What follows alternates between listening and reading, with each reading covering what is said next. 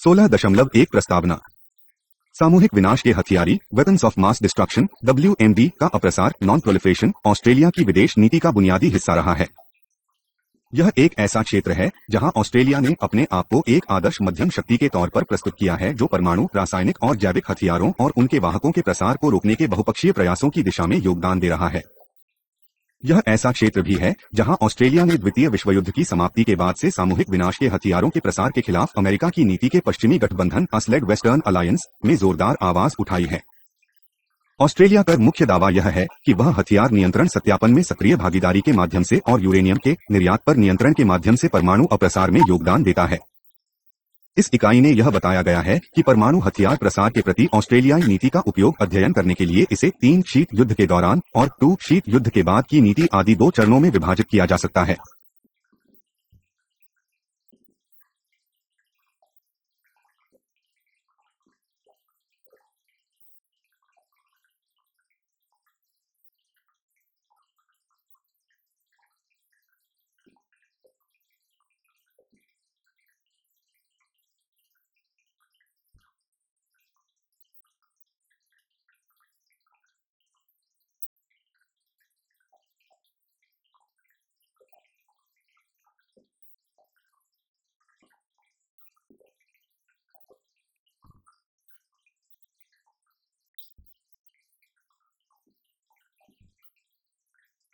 इसके अतिरिक्त ऑस्ट्रेलिया 1970 के दशक के प्रारंभ में जैविक हथियारों के उत्पादन और प्रयोग को रोकने की दिशा में सक्रिय रहा है।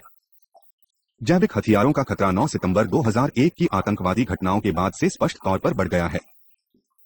ऑस्ट्रेलिया ने 1972 के जैविक हथियार समझौते बायोलॉजिकल वेपन्स कन्वेंशन BWC में अनेक सुधारों का सुझाव दिया है जिससे इन कमियों को दूर किया जा सके। 1997 में रासायनिक हथियार समझौते केमिकल वेपन्स कन्वेंशन CWC के समापन में भी ऑस्ट्रेलिया की अहम भूमिका रही। यह ओटावा संधि का भी प्रोत्साहक रहा है जिसमें कार्मिक विरोधी बारूदी सुरंगी के उत्पादन, बिक्री और प्रयोग पर प्रतिबंध की व्यवस्था है। निरस्त्रीकरण के अपने प्रयासों की दिशा में ऑस्ट्रेलिया ने अंतर्राष्ट्रीय फौजदारी अदालत इंटरनेशनल क्रिमिनल कोर्ट ICC की स्थापना का भी समर्थन किया है। 2003 से वह अमेरिका की नीति और उसकी प्रस्तावित प्रसार सुरक्षा पहल प्रोलिफरेशन सिक्योरिटी इनिशिएटिव साइट का भी समर्थक और भागीदार रहा है जिसके अंतर्गत अमेरिका और उसके समान विचारधारा वाले देशों ने सामूहिक विनाश के हथियारों के उत्पादन के लिए सामग्री और उपकरण ले जाने वाले संदिग्ध पोतों पर निषेधाज्ञा लगाने पर सहमति जताई है। 16.2 उद्देश्य इस इकाई का अध्ययन करने के पश्चात आप ऑस्ट्रेलिया की परमाणु अप्रसार और हथियार नियंत्रण नीति के बारे में जान सकेंगे। ऑस्ट्रेलियाई परमाणु नीतियों और ऑस्ट्रेलिया हथियार की संयुक्त सुविधाओं की कार्यशीलता के प्रति ऑस्ट्रेलिया वासियों के विरोध के रूप में व्यक्त ऑस्ट्रेलिया के भीतर परमाणु विरोधी आंदोलनों के उभार का विश्लेषण कर सकेंगे। राराटोंगा संधि के नाम से प्रसिद्ध सोवियत प्रशांत परमाणु हथियार मुक्त क्षेत्र संधि के समापन में ऑस्ट्रेलिया की भूमिका और पहल का पता लगा सकेंगे और परमाणु अप्रसार संधि नॉन प्रोलिफरेशन ट्रीटी NPT अंतर्राष्ट्रीय परमाणु ऊर्जा अभिकरण international atomic energy agency IAEA salt प्रथम और साल्ट द्वितीय सल्टी 2 तथा स्टार्ट को समर्थन की ऑस्ट्रेलिया की परमाणु नियंत्रण नीति और रासायनिक हथियार समझौते के साथ साथ जैविक हथियार समझौते के समापन में इसकी सक्रिय भूमिका की जांच कर सकेंगे। 16.3 ऑस्ट्रेलिया और परमाणु हथियार दौड़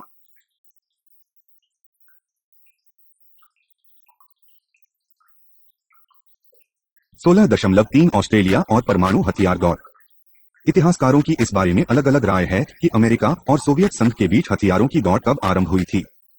अमेरिका पहला देश था जिसने परमाणु हथियार बनाए और द्वितीय विश्व युद्ध के दौरान जापान के हिरोशिमा और नागासाकी शहरों में उनका प्रयोग किया। जब सोवियत संघ ने 1949 में परमाणु बम का परीक्षण किया तब यह निश्चित रूप से कहा जा सकता था कि इन दो महाशक्तियों के बीच परमाणु हथियारों की दांड शुरू हो गई है। इस बीच ब्रिटेन, फ्रांस और चीन भी परमाणु शक्ति बन गए। भारत ने अपने स्वयं का शांतिपूर्ण परमाणु विस्फोट 1974 में किया। अन्य अनेक देशों विशेषकर पाकिस्तान, इजराइल, उत्तरी कोरिया, अर्जेंटीना और ब्राजील को शीत युद्ध के दौरान परमाणु दहलीज थ्रेशहोल्ड पर खड़े देश समझो जाते थे। 16 मार्च 2001 परमाणु हथियार दौड़ की विशेषताएं। अमेरिका और सोवियत संघ के बीच परमाणु हथियारों की दौड़ की कुछ अलग विशेषताएं थी। यह बिना निश्चित लक्ष्य की दौड़ थी। इसके अतिरिक्त यह एक ऐसी दौड़ थी जिसमें प्रौद्योगिकी में हुई तीव्र उन्नति ने नए किस्म के हथियारों का आविष्कार और पुराने हथियारों को और भी घातक बनाने की युक्तियों को संभव कर दिया। जब सोवियत संघ ने 1949 में एक परमाणु हथियार का परीक्षण किया तो अमेरिका ने आगे बढ़कर और भी विध्वंसक परमाणु हथियार अर्थात हाइड्रोजन बम का निर्माण 1952 में कर लिया। अगले वर्ष सोवियत संघ ने भी यही किया। वास्तव में 1960 के दशक में इन दो देशों ने वातावरण में सैकड़ों बमों का परीक्षण कर डाला। 1980 के दशक के अंत तक यह विश्वास किया जाता था कि इन दो महाशक्तियों के पास लगभग 3000 परमाणु हथियार है। जब कोई देश परमाणु हथियार बनाता है तो उसे इस हथियार की शत्रु लक्ष्य तक पहुंचाने के लिए वाहक की भी आवश्यकता होती है। विभिन्न प्रकार के परमाणु बमों का परीक्षण और निर्माण करने की प्रक्रिया में ये दो महाशक्तियों विभिन्न प्रकार के हथियार वाहकों के निर्माण की दौड़ में भी लग गई। पहले उन्होंने अत्याधुनिक विमानों का निर्माण किया और उन्हें परमाणु हथियारों को निशाने पर गिराने के लिए 24 घंटे तैयार रखा। 1950 के दशक से अंतिम दौर से वे विभिन्न प्रकार के रॉकेट बनाने लगे जो परमाणु हथियारों को और भी सटीक ढंग से तथा और भी कम समय में उनके निशानों तक पहुंचा सकते थे।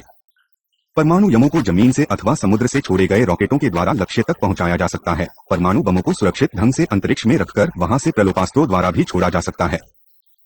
अंतरिक्ष प्रक्षेपास्त्र, वैमानिकी और कंप्यूटर प्रौद्योगिकी का इस ढंग से सम्मिश्रण होता है कि एक अड्डे से मसलन प्रशांत क्षेत्र में किसी अड्डे से प्राप्त जानकारी को फ्लोरिडा स्थित अमेरिकी सेना कमान को संप्रेषित कर दिया जाता है और वह इराक स्थित अमेरिकी सेना को उनके तुरंत होने वाली सैनिक कार्रवाई के निर्देश जारी कर देता है। प्रौद्योगिकी ने यह सब संभव कर दिया है। जब विभिन्न मारक क्षेत्र, रफ्तार और क्षमता के ये रॉकेट जमीन पर स्थित होते हैं तो उन्हें अंतर्महाद्वीपीय प्रक्षेपित प्रक्षेपास्त्र इंटरकॉन्टिनेंटल बैलिस्टिक मिसाइल्स ICBM कहा जाता है। वहीं जब ये पोतों अथवा पनडुब्बियों में तैनात होते हैं तो इन्हें पनडुब्बी प्रेषित प्राक्षेत्रिक प्रक्षेपास्त्र submarine launched ballistic missiles SLBM कहा जाता है। और जब ये प्रक्षेपास्त्र अंतरिक्ष में स्थित होते हैं और वहीं से छोड़े जाते हैं तो ये रक्षातंत्र अथवा अमेरिकी शब्दावली में कहे तो स्टार वॉर्स का हिस्सा बन जाते हैं। इन रॉकेटों को प्राक्षेपिक प्रक्षेपास्त्र बैलिस्टिक मिसाइल्स इसलिए कहा जाता है क्योंकि वे वातावरण में और अंतरिक्ष में भी ऊंची उड़ान भरते हैं और अपने नीचे अपने लक्ष्यों पर आकर गिरते हैं।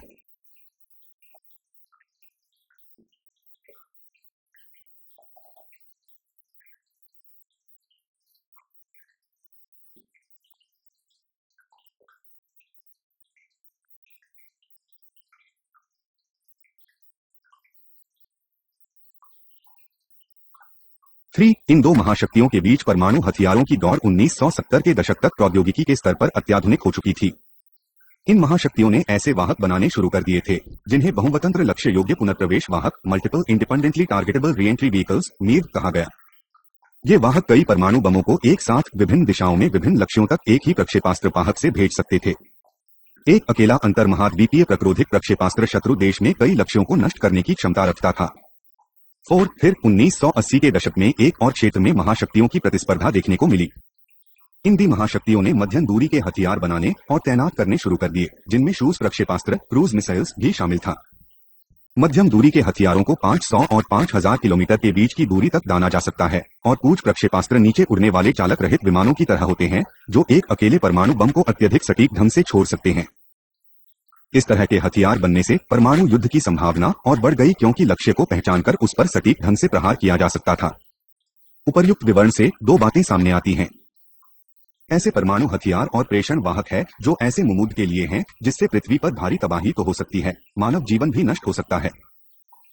परमाणु हथियार और उसको प्रेषण वाहक मिलकर सामरिक हथियार स्ट्रैटेजिक वेपन्स कहलाते हैं। सामरिक हथियारों और कम दूरी के थिएटर अथवा टैक्टिकल परमाणु हथियारों में अंतर है जिनका प्रयोग भौगोलिक दृष्टि से सीमित क्षेत्र में होता है। हथियार नियंत्रण और अप्रसार की ऑस्ट्रेलियाई नीति का संबंध सामरिक हथियारों से अधिक है। जहां तक टैक्टिकल परमाणु हथियारों के निर्माण और तैनाती का प्रश्न है तो यह अत्यंत अस्पष्ट लगता है क्योंकि ऑस्ट्रेलिया के सामरिक मित्र अमेरिका ने ही टैक्टिकल परमाणु युद्ध की बात कही है और बंकर बस्टर्स जैसे टैक्टिकल परमाणु हथियारों के निर्माण और परिष्कार में लगा हुआ है। 16.4 परमाणु हथियार दौर में ऑस्ट्रेलिया का स्थान।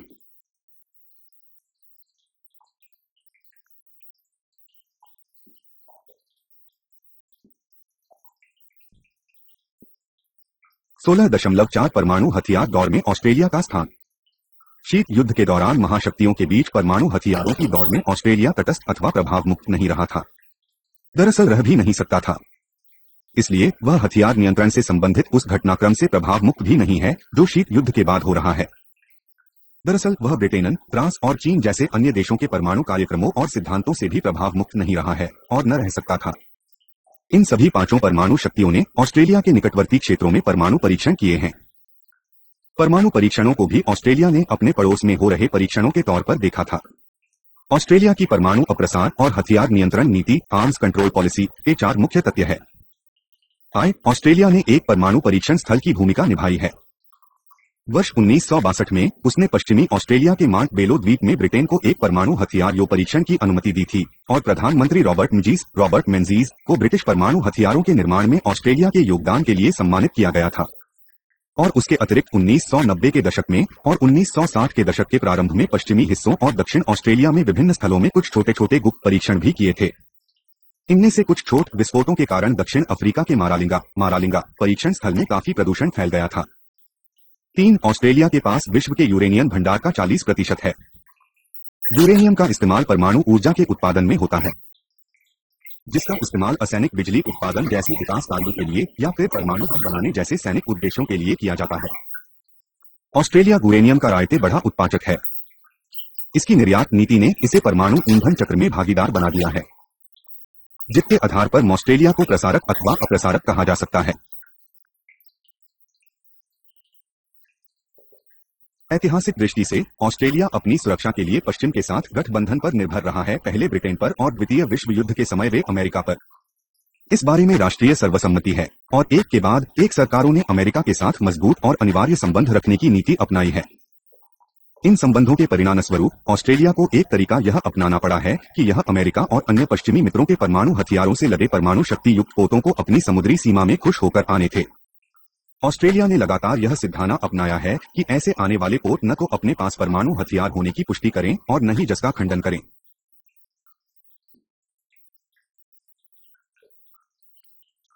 फोर्थ सर्वाधिक महत्वपूर्ण बात तो यह है कि ऑस्ट्रेलिया के पास ऐसी अनेक सुविधाएं हैं जो अमेरिका के कार्यनीतिक नियोजन के लिए अत्यंत महत्वपूर्ण हैं।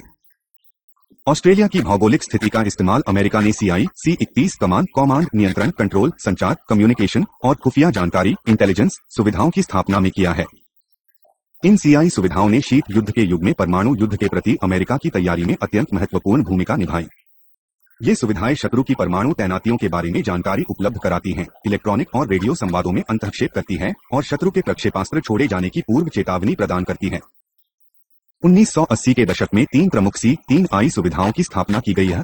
1967 में पश्चिमी ऑस्ट्रेलिया में एक समाउथ खाड़ी के उत्तर पश्चिम पॉय में स्थापित सुविधा अमेरिकी पनडुब्बी प्रेषित प्राक्षेपिक प्रक्षेपास्त्र SLBM तंत्र से जुड़ी थी।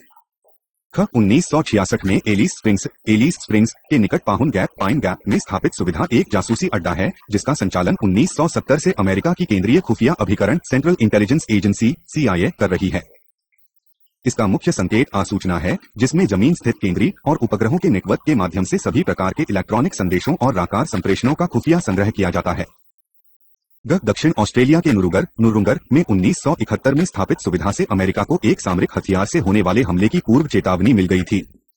नुरुंगर ने कहीं भी होने वाले परमाणु हथियार परीक्षण और छोटे प्रक्षेपास्त्र छोड़े जाने की भी निगरानी की है। संक्षेप में, परमाणु हथियार दौड़ और परमाणु प्रसार से संबंधित ऑस्ट्रेलिया की सुविधाओं और अवसरों को उपर्युक्त 4 पहलुओं के संदर्भ में देखा जाना चाहिए। 1950 के दशक के ब्रिटिश परमाणु परीक्षण, ऑस्ट्रेलिया की समुद्री सीमा में आने वाले परमाणु हथियारों से लदे अथवा रहित परमाणु शक्ति युक्त पोत यूरेनियम का निर्यात और ऑस्ट्रेलियाई जमीन पर अमेरिकी C-3I सुविधाएं। 16 अप्रैल 2001 बाहरी समस्याएं और घरेलू राजनीति।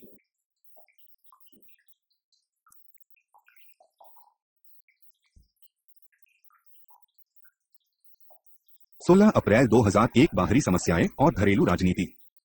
शीत युद्ध के दौरान उपर्युक्त 4 मुद्दों ने एक ऐसा परिदृश्य बना दिया था जिसमें जनता और सरकार दोनों यह विश्वास करने लगे थे कि ऑस्ट्रेलिया शायद अनजाने में दोनों महाशक्तियों के बीच परमाणु युद्ध के दायरे में आ गया है। 1980 के दशक के प्रारंभ में परमाणु हथियार की दौड़ के विरुद्ध और पूर्ण परमाणु निरस्त्रीकरण के प्रमुख जनसंख्या वाले केंद्रों पर खतरा मंडराने के परिणामस्वरूप ऑस्ट्रेलिया उन देशों की गिनती में आ गया जहां परमाणु विरोधी भावना बहुत प्रबल हो गई थी।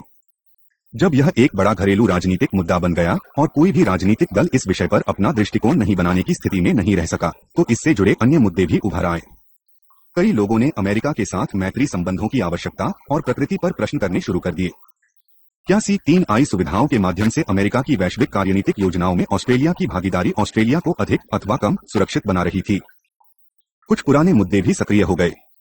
1984 में ऑस्ट्रेलियन न्यूक्लियर डिसआर्मामेंट पार्टी के गठन और आदिवासी समूहों एबोरिजिनल ग्रुप्स की लामबंदी के साथ लोग आदिवासियों के जीवन और आजीविका पर ब्रिटिश परमाणु परीक्षणों के प्रभाव के बारे में प्रश्न उठने लगे। जेम्स मैक्लेलैंड की अध्यक्षता वाले रॉयल आयोग ने 1985 में यह निष्कर्ष निकाला कि ब्रिटिश सरकार और ऑस्ट्रेलियाई वैज्ञानिकों ने 1960 के दशक में परीक्षण स्थलों के निकट ऑस्ट्रेलियाई आदिवासियों की उपस्थिति और उनके जीवन और आजीविका पर इन परीक्षणों के प्रभाव की अच्छी जानकारी होते हुए भी परमाणु परीक्षण किए। मैक्लेलैंड आयोग ने यह सिफारिश की कि मारालिंगा और एम्यू स्थलों को प्रदूषण रहित किया जाए जिससे यह क्षेत्र मनुष्यों के रहने लायक बने सके।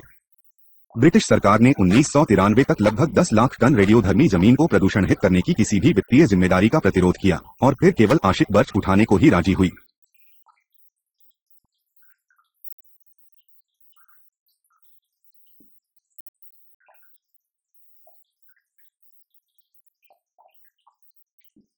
आंदोलन उभरने के साथ यूरेनियम का खनन और निर्यात एक प्रमुख घरेलू राजनीतिक मुद्दा बन गया। जब 1970 के दशक से प्रारंभ में गॉफ हिवटलैम प्रधानमंत्री बने तब ऑस्ट्रेलिया में यूरेनियम की 2 खदानें थी। आंतरिक बहस और विभाजन के बाद लेबर सरकार दक्षिण अफ्रीका में रॉक्सबी डाउन में एक तीसरी खदान खोलने को तैयार हो गई। तब से घरेलू राजनीति में मुद्रा यह है कि क्या ऑस्ट्रेलिया को यूरेनियम के खनन को सीमित रखना चाहिए अथवा उसे उसका विस्तार कर देना चाहिए, और उसे यूरेनियम का निर्यात किसे और किस तरह की गारंटी और सुरक्षा युक्तियों के साथ करना चाहिए। 1970 में फ्रांस को यूरेनियम के निर्यात पर लेबर सरकार की इस सहमति के साथ पाबंदी लगा दी गई कि पहले फ्रांस को दक्षिण प्रशांत में सभी परमाणु परीक्षण बंद करने होंगे।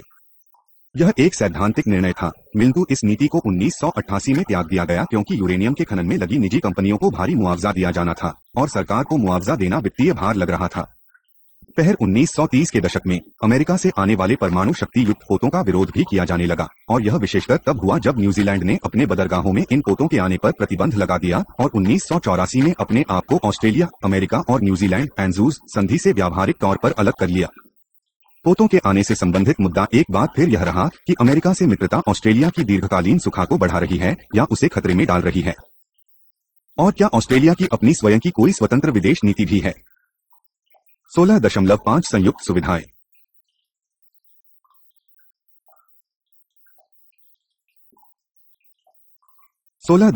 संयुक्त सुविधाएं। ऑस्ट्रेलिया की अप्रसार नीति में यूरेनियम निर्मात का मुद्दा निस्संदेह अत्यधिक महत्वपूर्ण है। इसी तरह 1980 के दशक में दक्षिण प्रशांत में फ्रांसीसी परमाणु परीक्षणों के इसके जोरदार विरोध को अप्रसार के प्रति ऑस्ट्रेलिया की वचनबद्धता का ही एक हिस्सा मानकर उसका समर्थन किया गया। जहां तक ब्रिटेन के परमाणु नियंत्रणों का प्रश्न है तो वह अतीत की बात हो चुकी है। ऑस्ट्रेलिया की अप्रसार नीति के जो 4 प्रमुख मुद्दे हैं उनमें से सबसे महत्वपूर्ण मुद्दा है ऑस्ट्रेलियाई अमेरिकी संयुक्त सुविधाओं के कार्यों और भूमिका का मुद्दा। आधिकारिक तौर पर इन्हें संयुक्त सुविधाएं बताया जाता है, आलोचक इन्हें अमरीकी अड्डे कहते हैं। 1984 में इस रहस्य से पहली बार पर्दा हटाते हुए प्रधानमंत्री बॉब हॉक ने यह कहते हुए इन सुविधाओं का बचाव किया था कि परमाणु रोक को बनाए रखने में इनका योगदान है। परमाणु रोक का सिद्धांत दक्षिण शीत युद्ध के दौरान अमेरिका से निकला था। आसान शब्दों में इसका यह अर्थ था कि परमाणु हथियार प्रयोग के लिए नहीं हैं, बल्कि विरोधाभासी तौर पर ये युद्ध को रोकने की दिशा में कार्य करते हैं, क्योंकि दोनों महाशक्तियों पूरे स्तर के परमाणु आदान प्रदान से डरती थी। बॉब हॉक की लेबर सरकार ने इस प्रकार स्थिर रोक स्टेबल डिटेरेंस को अमेरिकी नीति से सहमति जताई थी। बॉब हॉक ने इन सुविधाओं के बचाव में एक दूसरा तर्क प्रस्तुत किया। उन्होंने कहा कि दोनों महाशक्तियों के बीच हथियार नियंत्रण के विभिन्न समझौतों के सत्यापन की दिशा में ये सुविधाएं महत्वपूर्ण थीं। यह स्वीकार करना होगा कि परमाणु सामग्री और ठिकानों का निरीक्षण और सत्यापन एक जटिल और नाजुक मामला है। 1960 और 1970 के दशकों में हुए हथियार नियंत्रण संबंधी विभिन्न समझौतों में दोनों महाशक्तियों वातावरण में परमाणु परीक्षण नहीं करने और प्रक्षेपास्त्र प्रक्षेपकों की स्वीकार्य संख्या से अधिक की तैनाती नहीं करने पर राजी हो गई थी। अब इन सुविधाओं को ऐसे समझौतों के सत्यापन की दिशा में अपनी भूमिका निभानी थी। यह तर्क दिया जाता है कि इस प्रकार अत्याधुनिक संयुक्त सुविधाएं रक्षात्मक प्रकृति की हैं और वे आक्रमण के लिए नहीं हैं। उधर 1970 के दशक के अनितन दौर तक स्थिर रोक की स्थिति बनाने वाले अमेरिकी परमाणु हथियार सिद्धांत में बदलाव आ रहा था।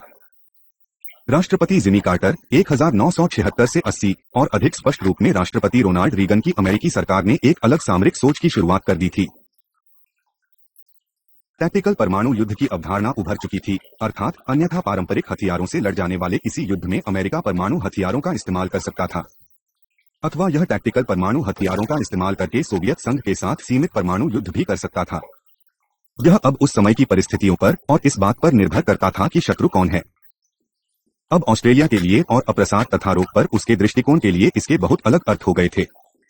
ऑस्ट्रेलिया में किसी एक सुविधा का इस्तेमाल करके भी अमेरिका एक सीमित युद्ध शुरू कर सकता था। इसको क्या मतलब थे? इरा के अर्थ में थे कि ऑस्ट्रेलिया एक टैक्टिकल परमाणु युद्ध की शुरुआत की सुगम बना सकता था। इसका अर्थ था कि यह इसके परिणामस्वरूप शत्रु देश के परमाणु हमले का सीमित अथवा असीमित निशाना भी बन सकता था। यही वह समय था जब शंकालुओं ने यह प्रश्न करना आरंभ कर दिया कि संयुक्त सुविधाएं रोक के तौर पर काम कर रही थी अथवा अस्थिर करने वाले कारक के रूप में। यह सही है कि वैमनस्य में शिथिलता आने के साथ दोनों महाशक्तियार्थी परमाणु हथियारों में कटौती और भरोसा कायम करने के विभिन्न उपायों पर बातचीत कर रही थीं, किंतु यह डर भी वास्तविक था कि इन संयुक्त सुविधाओं के कारण ऑस्ट्रेलिया तो सोवियत संघ के परमाणु हमले का प्रमुख निशाना बन ही गया था। यह स्पष्ट हो गया था कि पाइन गैप और नुरुगर दोनों को ही वॉबल रक्षा ही नहीं बल्कि आक्रमण के लिए भी इस्तेमाल किए जाने की संभावनाएं थी। जब पहली बार इनका इस्तेमाल बड़े पैमाने पर हुआ तो इन सुविधाओं से अमेरिका को 1991 में इराक वो खिलाफ, 2001 में अफगानिस्तान के खिलाफ और 2003 में इराक के खिलाया सैनिका अभियान की योजना बनाने में मदद मिली।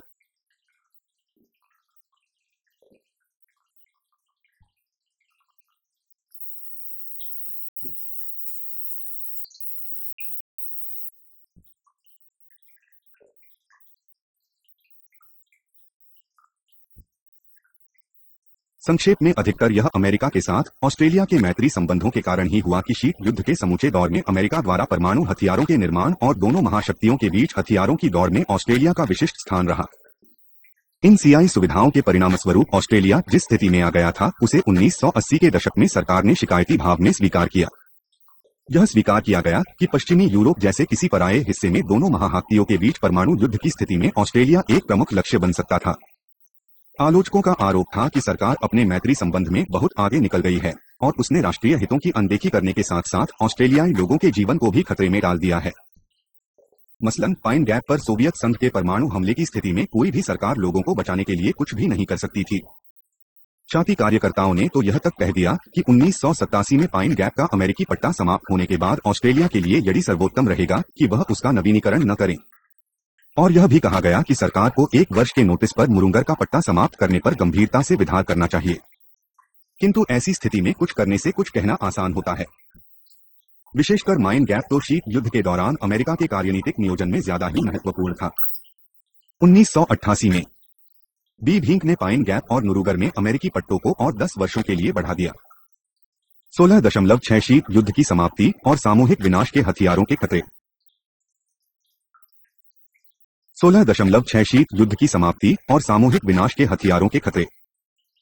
1985 के बाद शीत युद्ध की समाप्ति और अमेरिका तथा सोवियत संघ द्वारा अपने परमाणु और प्रक्षेपास्त्र भंडारों को तेजी से कम करने के प्रयासों के परिणामस्वरूप कम से कम तुरंत ही इस भय को कम कर दिया कि ऑस्ट्रेलिया एक परमाणु युद्ध की चपेट में था।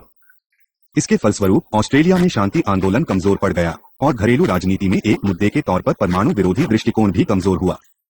इसके साथ ही संयुक्त सुविधाओं के जारी रहने के प्रति जनता का विरोध भी कम हो गया। इसके विपरीत सरकार और जनता इन सुविधाओं को सकारात्मक रूप में देखने लगी।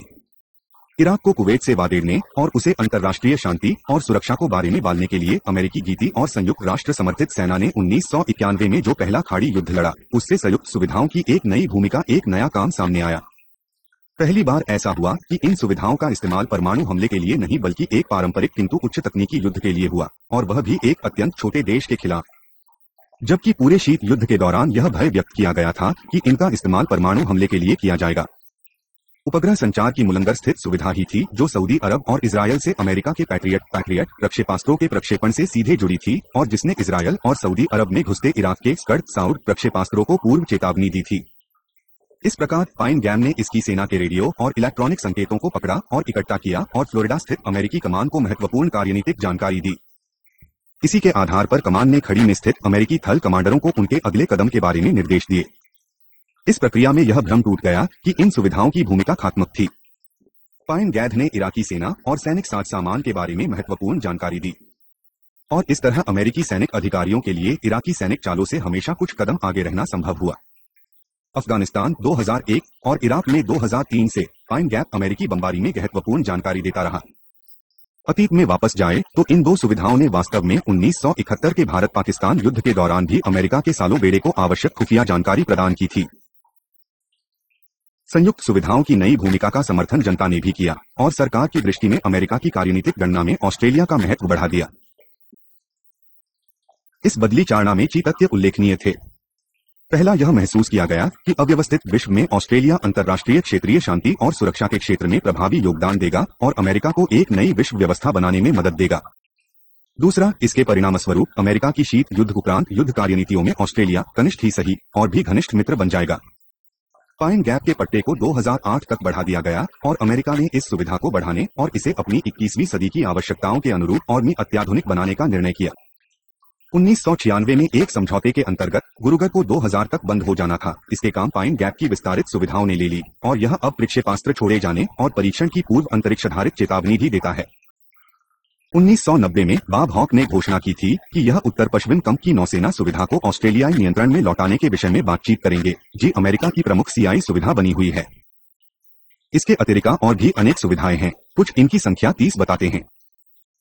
इनमें से पश्चिमी ऑस्ट्रेलिया स्थित लांसलिन सहित अनेक सुविधाओं का इस्तेमाल उच्च तकनीकी हथियारों के परीक्षण के लिए किया जाता था। इन हथियारों का इस्तेमाल अंततः 2003 में अमेरिका द्वारा इराक पर बमबारी में किया गया। 2004 तक भी ऑस्ट्रेलिया ने क्वींसलैंड के शोलवाटर बे जैसी नई अमेरिकी प्रक्षेपास्त्र सुविधाओं को मंजूरी दी। 16.7 फ्रांसीसी परमाणु परीक्षण और ऑस्ट्रेलियाई अप्रसार।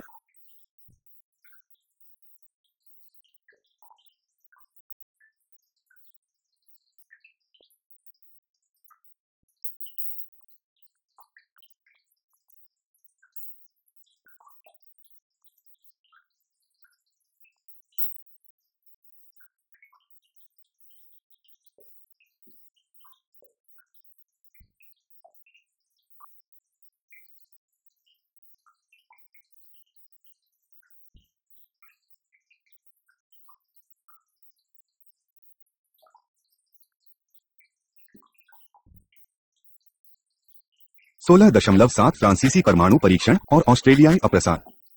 1966 और 1986 के बीच 30 वर्षों तक फ्रांस नियमित रूप में दक्षिण प्रशांत क्षेत्र में परमाणु बम विस्फोट करत रहा और उसने कम से कम 177 बमों का परीक्षण किया।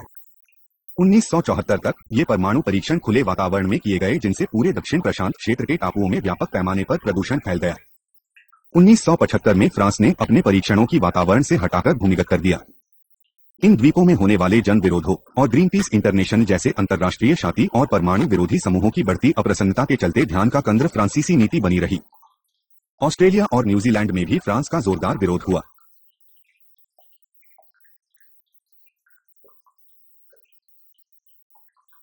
16.7 फ्रांसीसी परमाणु झांस के परमाणु दुराग्रह का एक उल्लेखनीय परिणाम परमाणु मुक्त प्रशांत न्यूक्लियर फ्री पैसिफिक के विधार के रूप में सामने आया। यह विचार टापू देशों में अत्यधिक लोकप्रिय हुआ, जिनमें से कई तभी स्वाधीन हुए थे और फ्रांसीसी परीक्षणों को नवोपनिवेशी खतरा समझते थे। इस विचार को ऑस्ट्रेलिया में भी लोकप्रियता मिली, विशेषकर जब अनेक लोग यह सोचते थे कि ऑस्ट्रेलिया संभावित सोवियत परमाणु हमलों का प्रमुख निशाना बन गया है। किंतु खतरा यह था कि जनमत अमेरिका के साथ मैत्री और ऑस्ट्रेलियाई अमेरिकी संयुक्त सुविधाओं के खिलाफ भी जा सकता था। बॉब हॉक की सरकार को एक परमाणु मुक्त प्रशांत के प्रति जनता के बढ़ते समर्थन में उस क्षेत्र में अमेरिका को कार्यनीतिक हितों के प्रति चुनौती दिखाई दी और ऑस्ट्रेलिया अमेरिका और न्यूजीलैंड के गठबंधन के प्रति भी। जब अनेक द्वीपों की मानसिकता खुद को परमाणु मुक्त घोषित करने की बन गई और वानुआतू ने वास्तव में ऐसा कर भी दिया, तो हॉक ने सोचा कि ऑस्ट्रेलिया के लिए यह ठीक रहेगा कि वह परमाणु मुक्त प्रशांत का मुद्दा लेकर उसे फ्रांसीसी परीक्षणों के खिलाफ लक्षित करें और अमेरिकी आधिपत्य वाली सुविधाओं से दूर हटा दे। अमेरिका के तत्कालीन परमाणु सिद्धांतों के साथ उलझे रहने और पाइन गैप तथा अन्य सुविधाओं को राष्ट्रीय अथवा क्षेत्रीय बहस का विषय बनने से रोकने की ऑस्ट्रेलिया की चिंताएं तब और भी गंभीर हो गई जब न्यूजीलैंड ने अपने आप को ऑस्ट्रेलिया अमेरिका और न्यूजीलैंड गठबंधन से अलग कर दिया। दक्षिण प्रशांत मंच की 1983 की बैठक में ऑस्ट्रेलिया ने एक संधि का सुझाव रखा और मंच ने अंततः 1985 में दक्षिण प्रशांत परमाणु मुक्त क्षेत्र संधि को अपना लिया। ऑस्ट्रेलिया अपनी सहायता पर निर्भर छोटे पड़ोसी टापुओं से जिस तरह से संधि चाहता, उसे करने में वह कामयाब रहा। इस संधि में झांसीसी परमाणु परीक्षणों पर तो ध्यान केंद्रित किया गया, किंतु ऑस्ट्रेलिया में अमेरिकी सुविधाओं की अनदेखी कर दी गई। इस संधि में यह प्रावधान था कि देश अपनी सीमाओं में परमाणु हथियार परीक्षण नहीं होने देंगे और दूसरे देशों को भी इसके लिए मदद नहीं देंगे और वे ऐसे हथियारों नहीं रखेंगे, नहीं बनाएंगे और उन्हें सदस्य देशों में नहीं तैनात भी नहीं करेंगे। किंतु इसमें दक्षिणी प्रशांत में अमेरिका की मौजूदा अथवा संभावित हथियार क्षेत्र में प्रक्षेपास्त्रों के परीक्षण, ऑस्ट्रेलिया की सीआई सुविधाओं की मौजूदगी, यूरेनियम के निर्यात और परमाणु शक्ति मुक्त युद्धपोतों, पनडुब्बियों और विमानों की आवाजाही अथवा ऑस्ट्रेलियाई बंदरगाहों में उनके आगमन के बारे में कुछ भी नहीं कहा गया।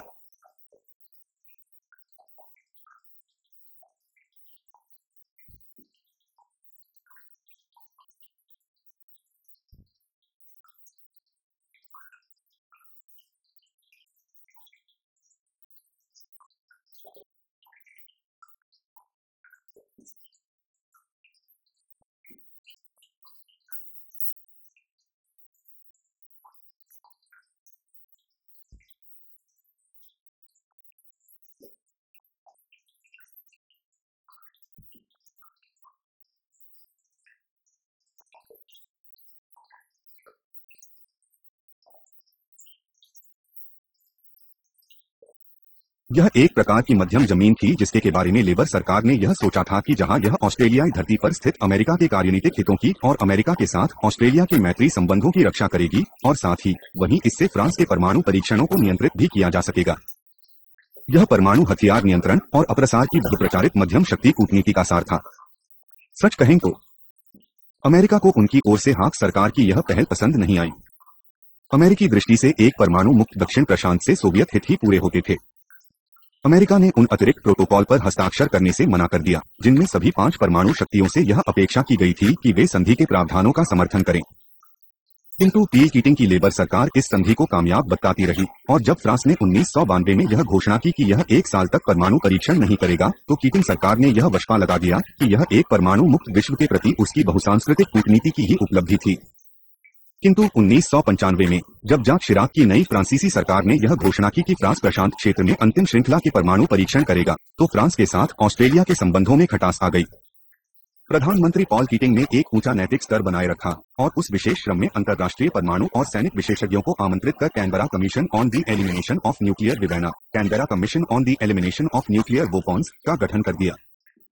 शंकालुओं ने यह प्रश्न किया कि वैज्ञानिकों और सैनिक विशेषज्ञों का समूह परमाणु हथियारों को समाप्त करने के लिए क्या कर सकता है, किंतु सरकार ने इसे पूरे विश्व में परमाणु निरस्त्रीकरण की दिशा में एक बड़ा कूटनीतिक प्रयास बताया। फिर भी यह उल्लेखनीय है कि ऑस्ट्रेलिया सिद्धांततः एक वैश्विक परमाणु निरस्त्रीकरण और एक व्यापक परीक्षण प्रतिबंध संधि के प्रति स्वयं को वचनबद्ध कर रहा था, किंतु विडंबना यह थी कि वह अपनी सीमा में जारी अमेरिकी सुविधाओं के खिलाफ एक शब्द भी नहीं कह रहा था। एक परमाणु मुक्त दक्षिण प्रशांत के प्रति अमेरिका की अरुचि को जानते हुए जॉन हॉवर्ड की लिबरकट्टी गठबंधन सरकार ने 1996 के बाद परमाणु मुक्त दक्षिण प्रशांत के विचार का विरोध किया। हॉवर्ड ने यह तर्क दिया कि यह संधि प्रशांत क्षेत्र में अमेरिकी सैनिक बल की जड़ें खोदने वाली और पश्चिमी परमाणु गठबंधन को कमजोर करने वाली है। हॉवर्ड ने एक राष्ट्रीय प्रक्षेपास्त्र रक्षा कवच के राष्ट्रपति जॉर्ज बुश के प्रस्ताव का समर्थन भी जारी रखा।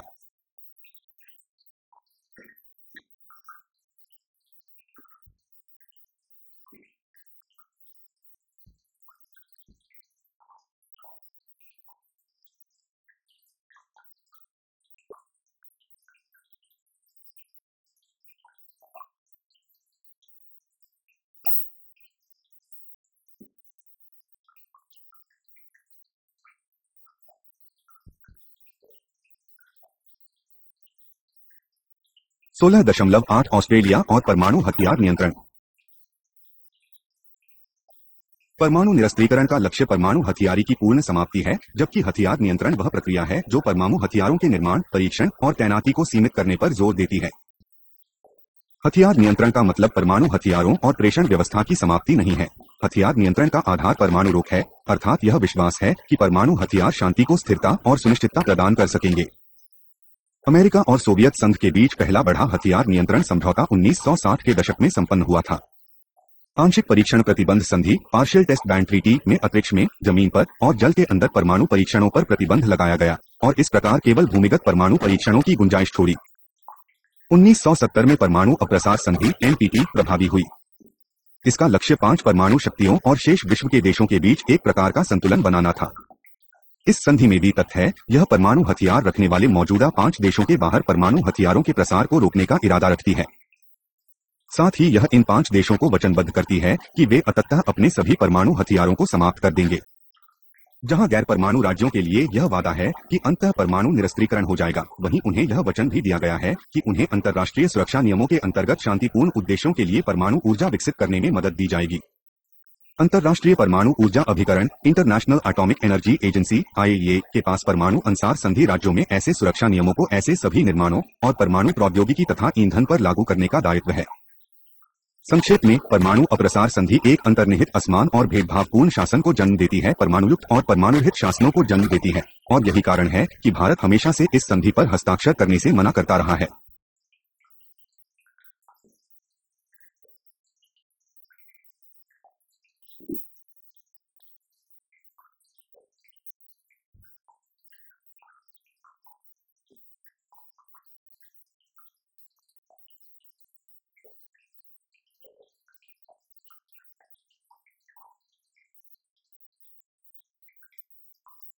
कार्यनीतिक हथियार परिसीमन संधि स्ट्रैटेजिक आर्म्स लिमिटेशन ट्रीटी 1972 के अंतर्गत दोनों महाशक्तियों अंतर्महाद्वीपीय प्रायोगिक प्रक्षेपास्त्रों आईसीबीएम और पनडुब्बी प्रेषित प्रक्षेपित प्रक्षेपास्त्रों एसएलबीएम्स की संख्या को सीमित करने पर सहमत हो गई थी। उस समय यह महसूस किया गया था कि महाशक्तियों हथियार नियंत्रण की बातचीत में लगी हैं और वे अपने पुराने हथियारों को नष्ट कर देगी और अपने परमाणु शस्त्रागार में नई प्रौद्योगिकी और हथियारों को स्थान देंगी।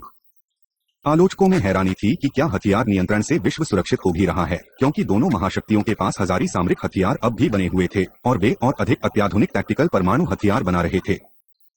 1985 में सोवियत संघ में मिखाइल गिवाचेव ने सत्ता संभाली और शीत युद्ध का अंत होने लगा। अमेरिका और सोवियत संघ के बीच हथियार नियंत्रण के समझौतों को नई रफ्तार मिली और दोनों देश अपने अनेक परमाणु हथियारों को हटाने और ध्वस्त करने लगे। 1988 की माध्यमिक परमाणु बल संधि के अंतर्गत दोनों देश यूरोप से बड़ी संख्या में परमाणु हथियारों को हटाने को सहमत हो गए।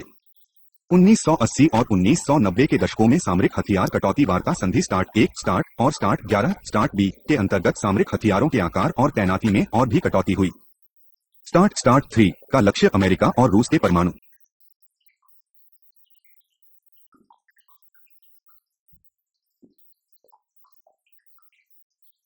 हथियारों को शीत युद्ध के समय की चरम संख्या के 80% से भी कम पर लाना था।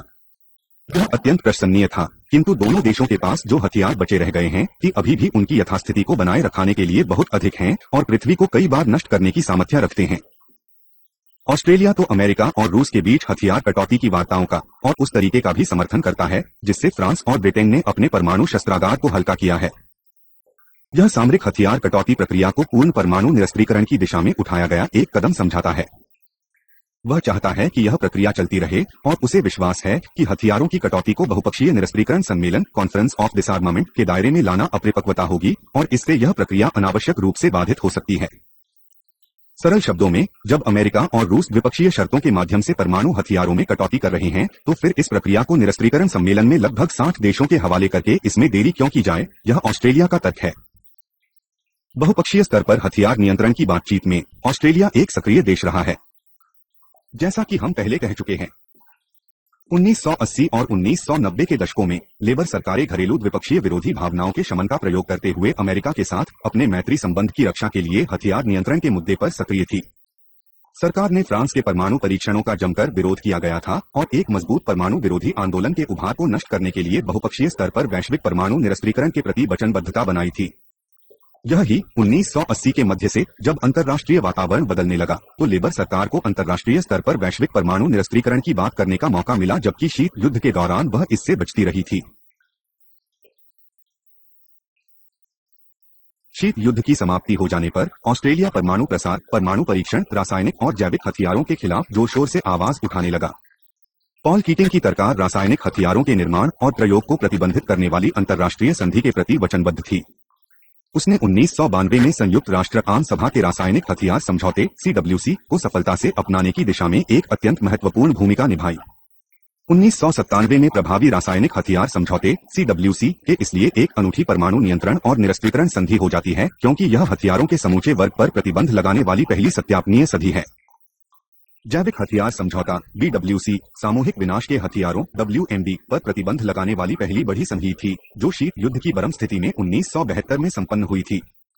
किंतु गैर राज्य पात्रों और अन्य राज्यों से उठने वाले खतरों की बदलती प्रकृति और जैव प्रौद्योगिकी के क्षेत्र में होने वाले विकासक्रम ने जैविक हथियार समझौते का स्तर चढ़ाने की आवश्यक कर दिया था। जैव प्रौद्योगिकी में हुई प्रगति के फलस्वरूप जैव हथियारों को तैयार करना, बनाना और छिपाना अधिक सस्ता और अधिक आसान हो गया है। जैविक हथियार समझौते में जोड़े गए एक नए प्रोटोकॉल में एक विश्वसनीय और प्रभावी सत्यापन विधि का प्रावधान है। ऑस्ट्रेलिया ने इस प्रोटोकॉल पर बातचीत करने में अग्रणी भूमिका निभाई थी, जिसमें जटिल तकनीकी मुद्दे शामिल थे और जैव प्रौद्योगिकी उद्योग की आवश्यकताओं और सत्यापन के बीच संतुलन का आग्रह था। 1995 में संपन्न परमाणु अप्रसार सतही समीक्षा और विस्तार सम्मेलन में एक बार फिर ऑस्ट्रेलिया ने परमाणु अप्रसार संधि को अनिश्चितकाल के लिए बढ़वाने में सक्रिय भूमिका निभाई। 1990 के दशक के मध्य तक सभी प्रकार के परमाणु परीक्षणों पर प्रतिबंध लगाने का मुद्दा अंतर्राष्ट्रीय बातचीतों में महत्वपूर्ण हो चुका था। जब अमेरिकी राष्ट्रपति बिल क्लिंटन ने 1983 में एक व्यापक परीक्षण प्रतिबंध संधि CTBT के प्रति समर्थन की घोषणा की तो ऑस्ट्रेलिया ने भी वही किया। बातचीतों के दौरान जो मुद्दा दांव पर था वह यह था कि सभी और किसी भी प्रकार के परीक्षण पर प्रतिबंध लगाना अथवा सीमित उत्पादन वाले कुछ छोटे परीक्षणों की अनुमति देना। स्वयं अमेरिका के एक गैर परमाणु हथियार राज्य के तौर पर ऑस्ट्रेलिया व्यापक परमाणु परीक्षण प्रतिबंध के विचार का समर्थन करता था। 1996 में कैनबरा आयोग ने तो व्यापक परीक्षण प्रतिबंध संधि CTBT का एक नमूना भी सुझाया था। जब ऑस्ट्रेलिया ने रासायनिक हथियार समझौते CWC में अपनी ही कूटनीतिक सफलता का अनुसरण करने का प्रयास किया। 1996 के चुनावों के बाद जब जॉन हविर को नेतृत्व में लिबरल नेशन गठबंधन ने लेबर पार्टी से सत्ता की बागडोर संभाली तो नई सरकार ने व्यापक परीक्षण प्रतिबंध संधि और दक्षिण प्रशांत परमाणु मुक्त क्षेत्र संधि पर ऑस्ट्रेलिया का यही रुख कायम रहा। इसका कारण यह था कि अमेरिका, ब्रिटेन और फ्रांस सभी उस समय तक दक्षिण प्रशांत में परमाणु मुक्त क्षेत्र का समर्थन करने वाले अतिरिक्त प्रोटोकॉल पर हस्ताक्षर कर चुके थे। 1990 के दशक का अंत होते होते हॉवर्थ सरकार ने भी एक संधि पर हस्ताक्षर कर दिए थे, जिसमें परमाणु हथियारों में प्रयोग के लिए प्रक्षेपास्त्र, मिसाइल सामग्री के उत्पादन पर प्रतिका का प्रावधान था।